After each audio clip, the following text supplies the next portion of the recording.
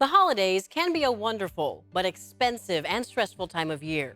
In this episode of Dollars and Cents, we are talking holiday shopping and ways for you to keep costs down. Hello, I'm Laura Painter. It's time to get real about your holiday spending so you don't wake up to a financial hangover in the new year. So just like Santa, when it comes to holiday shopping, you still have to check your shopping list twice because there could be some money management pitfalls.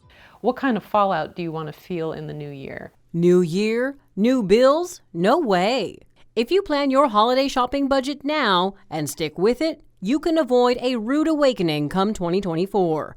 Right now, research shows consumer debt is at an all-time high of more than $17 trillion, much of that due to credit card debt. And this time of year, temptation to spend is stronger than ever. It is a big time of year where we're giving ourselves lots of permission to do things we normally wouldn't do. That includes spending more and shopping at certain places you normally wouldn't. All the jingle bells, everything is out there saying, buy me. Yeah. And it's like, you've got to get it before the holiday is over. You got to get it before the sale ends. So there's that fear of missing out. Sacramento-based financial coach Maureen Paley suggests before you swipe your credit card at the store or click the Pay Now button online, stop, take a pause. Give yourself some time to consider if this is something you really do want to spend on. Is it going to be a cash purchase? Is it going to be a credit card purchase? Depending on what your answer is, they're going to have different repercussions. So be sure to pay your credit cards on time. If we don't pay that off on a credit card right away, the interest will make sure that money grows, and it's going to be far more expensive than we actually intended it to be. To stay within your budget, Maureen recommends you make a list of things that you want and need,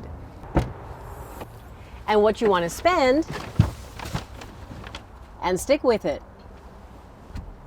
You want to be cautious about how you do your spending as well, and make sure you have those limits in place so you don't feel as much pain in the new year. The holiday giving season is ripe for scammers. For most of them, it's the season of taking. In fact, the Federal Trade Commission says they received more than 2 million fraud reports last year, resulting in losses of nearly $9 billion from people like you. I talked with an expert to find out how you can be sure your charitable donation is going to a good cause. I think during the holiday season, there are a lot of organizations that are asking for money. It's a big donation time for lots of nonprofits. Data shows scams are on the rise. The Federal Trade Commission says 2022 saw a 30% increase in money lost to fraud than the year before. It says the top frauds are imposters. You might get a phone call asking you for money from an organization that you may not have heard of, or maybe from one that you have heard of. So you need to make sure that the organization is legitimate.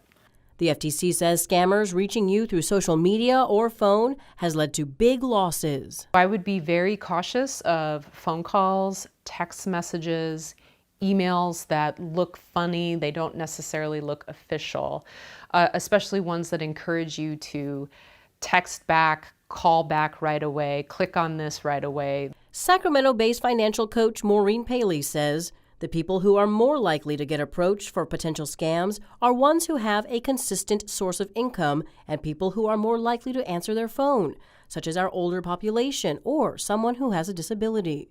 Remembering for those folks out there and for all of us out there, remembering that the scam artists are using two tactics. They're trying to capitalize on the emotions of fear and excitement. So watch out for pressure campaigns. Any legitimate charity is not going to rush you. Research those entities, those people, to make sure that those things are legitimate, because those are the signs of a scam. Now, I want to take a moment to thank you for watching this episode of Dollars and Cents and wish you and your family a happy holiday season. For our final story, we're talking about buy now, pay later. You're seeing it a lot these days, those online payment plans offered when you shop on your favorite websites. Instead of paying the full amount up front, you pay only the first installment. But is this a good deal, or does it set you up for financial trouble?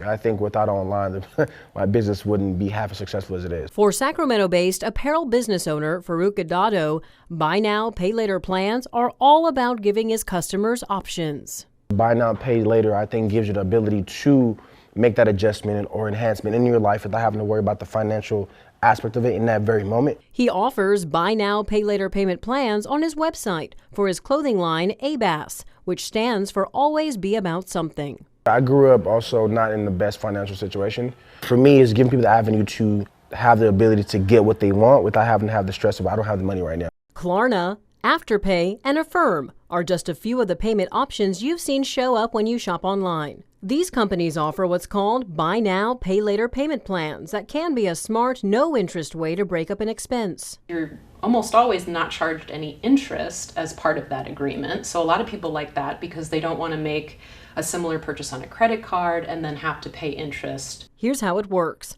Buy now, pay later divides your total purchase into a series of equal installments, with the first due at checkout. The remaining payments are billed to your debit or credit card or bank account until your purchase is paid in full. Let's say you want to buy this $35 lipstick on Sephora. You can either pay $35 right now with your debit or credit card, or if you use Klarna or Afterpay, you can pay the total over 4 installments, which is $875 upfront. That's really enticing for us as consumers. As tempting as it seems, keep in mind you're still taking on debt and there are risks involved. If we eventually fail to make a payment, there is almost always a fee involved. If we don't cover all the payments of that item that we committed to paying, the Buy Now, Pay Later organization might report that to collections. And that could hurt your credit score. The main risk of Buy Now, Pay Laters is that they pretty much make it very easy for us to commit to these installment payments over a period of time, and it's almost like an invitation to overspend. Thank you for watching this episode of Dollars and Cents. If you want to watch more special reports just like this one, check out our ABC 10 Plus app. There you'll find the latest newscasts and headlines. Stay up to date on the weather and see all the great work and stories we tell here at ABC 10. Thank you again for watching. We'll see you next time.